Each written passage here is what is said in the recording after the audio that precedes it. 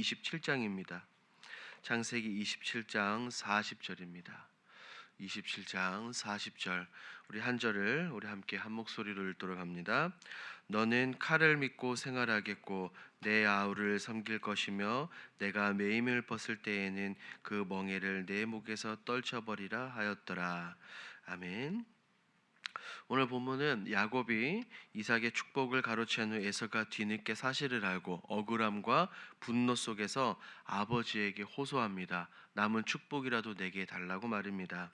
에서의 이런 탄식 속에서는 장자권을 가볍게 여겼던 그의 과거, 그리고 형제에게 빼앗긴 축복에 대한 원망과 후회가 섞여 있습니다.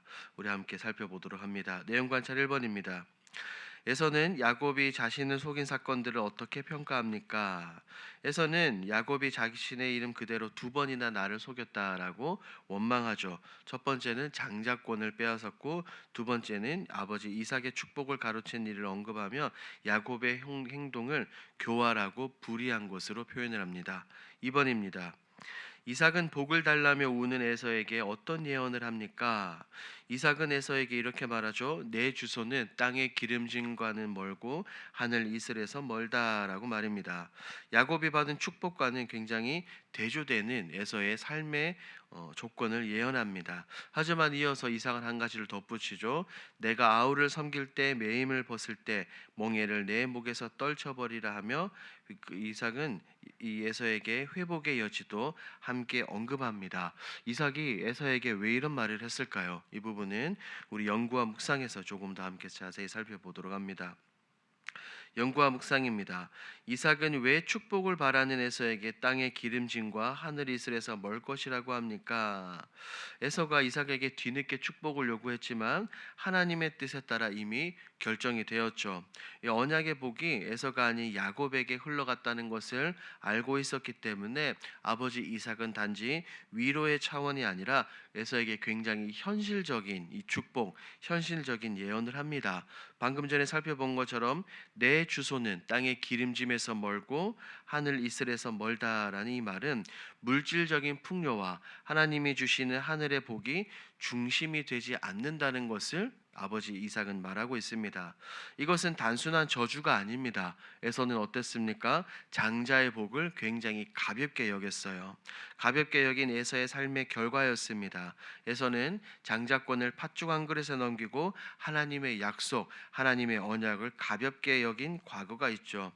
그는 축복을 원했지만 어떻게 보면 에서는 그에 합당한 축복을 받고자 하는 믿음의 자세는 없었습니다. 더 쉽게 말하면 복은 원했지만 복을 감당할 준비가 없었던 겁니다.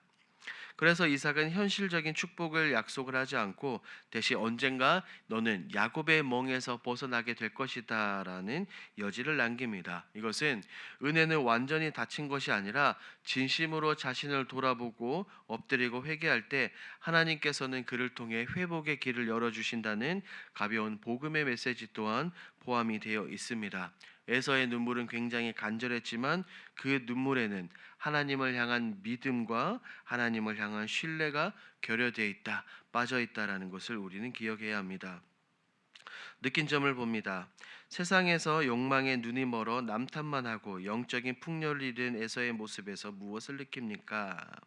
에서는 놀라운 이 장자의 권리, 복을 한낱 한 그릇에 팔아 넘기고도 그의 책임은 돌아보지 않은 채 그의 아우 야곱을 향해 분노하고 자신의 억울함만을 토로합니다. 어떻게 보면 세상적인 욕망에 눈이 멀었죠. 그래서 진짜 복이 무엇인지 분별하지 못한 에서의 모습을 보며 우리 안에도 내 안에도 이런 모습들이, 이런 어리석음들이 숨어 있다는 것을 절실히 생각하게 됩니다. 에서는 복을 갈망했지만 이것을 감당할 영적인 준비가 되어 있지 않았습니다. 그리고 회개의 눈물이 아니라 그 복을 잃은 상실에 대한 후회와 분노만이 남아 있었던 겁니다. 에서는 하나님을 찾기보다 사람을 원망했고 내면을 돌아보기보다는 그가 또 빼앗긴 외적인 손해만을 따졌습니다. 하나님의 복을 구하면서도 그 복을 향한 내 신앙의 태도, 내 믿음의 태도는 갖추고 있지 못하는 이 모습들을 에서를 통해서 살펴보게 됩니다. 정작 하나님의 뜻에는 무관심했던 그런 모습들 말입니다. 오늘 이 본문은 우리에게 그리고 우리 스스로에게 이렇게 묻는 듯합니다. 너가 진짜 원하는 것은 복이냐 아니면 복 주시는 하나님이냐라는 거죠. 진짜 복은 다름 아닌 하나님과의 관계에서 오는 것이며 그 관계는 믿음과 회개, 말씀에 대한 순종에서 세워진다는 사실을 오늘 본문을 통해서 우리는 다시 배우고 느끼게 됩니다. 적용을 봅니다. 내 잘못을 돌아보기보다 다른 사람의 실수를 더 탓했던 적은 언제입니까? 우리는 종종 이런 적들이 있습니다. 어떤 문제가 생겼을 때 스스로의 마음과 태도를 돌아보기보다 상대방을 먼저 살펴보는 것이죠. 상대방의 말이나 실수에 집중하며 분노하거나 마음이 상했던 그런 적들이 있을 겁니다. 우리 특별히 교회 공동체 안에서 개개인들과의 관계를 맺으며 우리가 때로는 사랑과 인내 없이 반응했던 그런 경우들 말입니다.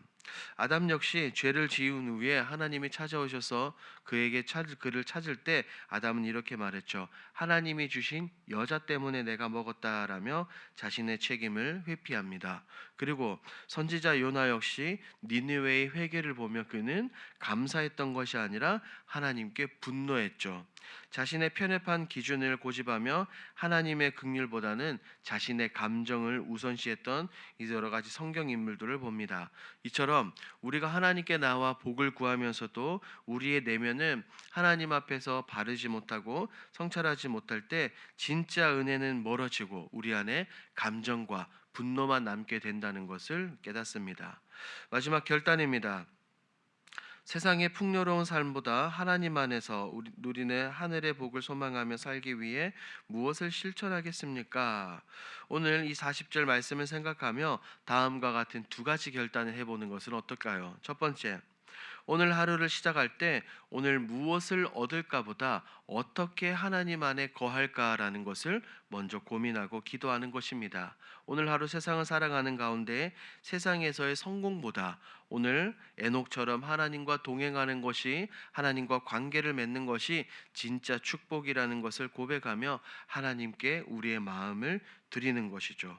두 번째, 감정이나 상황보다 말씀 앞에서 내 모습을 먼저 스스로 점검해 보는 것입니다. 사람들을 만나고 대화하며 관계의 갈등이나 어려움이 생길 때 상대를 탓하기보다 나 스스로를 먼저 되돌아보는 것입니다. 영적 성찰과 회개의 태도를 실천해 보는 것이죠. 오늘 하루를 살아가시는 가운데 이것을 기억하시고 우리의 삶 가운데 이 모든 것을 실천하시는 저와 여러분들이 되길 우리 주님의 이름으로 축복합니다. 아멘. 오늘 들은 말씀을 기억하면서 말씀 붙들고 함께 기도합시다. 첫 번째입니다. 날마다 스스로를 점검하며 엎드리게 하옵소서. 두 번째, 세상의 헛된 명예와 이익을 마음에 두지 않고 하나님의 뜻 안에서 참 만족을 누리게 하옵소서. 우리 7월 공동 기도 제목입니다. 은혜로 세워진 길동교회가 더 큰 은혜로 미래를 향해 전진하게 하옵소서. 복음의 능력으로 사람을 살리고 세우는 거룩한 공동체가 되게 하옵소서. 이와 같은 공동 기도 제목으로 기도하시고 여러분들이 가지고 오신 개인 기도 제목으로 우리 자유롭게 기도하시다가 돌아가겠습니다. 우리 주여 힘차게 한번 부르짖고 기도합니다. 주여 하나님